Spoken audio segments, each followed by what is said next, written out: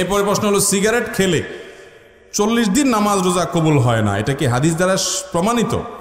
না, সিগারেট খেলে 40 দিন সালাত রোজা কবুল হবে না, এরকম কোনো কথা হাদিসে নাই। তবে ইবনে মাজার একটি বর্ণনা আছে, সেটি হলো যদি কেউ মাদক সেবন করে, মাদক গ্রহণ করে এবং এর ফলশ্রুতিতে সে নেশাগ্রস্ত হয়ে যায়, 40 দিন যাবত তার সালাত কবুল হবে না, ইবাদত কবুল হবে না।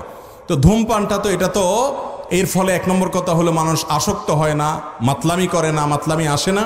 দ্বিতীয় কথা হলো যে ধূমপান এমনিতে নাজায়েজ এবং গুনাহের কথা, সেটা নিয়ে কোনো সন্দেহ নাই।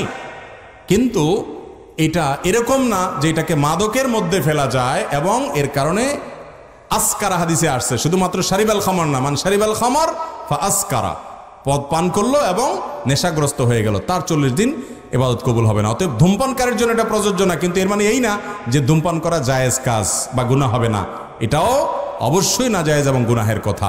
নোংরা একটা জিনিস, ধূমপানকারীর মুখ থেকে যে দুর্গন্ধ হয়, ধূমপানকারীর নিজে যারা আছেন, আমি মাঝে মধ্যে বলি ভাই, নর্দমার কাছে ড্রেনের কাছে গিয়ে একটু ড্রেনের গন্ধটা শুকে এরপর নিজের মুখের গন্ধটা শুকে দেখেন যে ওইটার চাইতে আপনার মুখের গন্ধ মারাত্মক।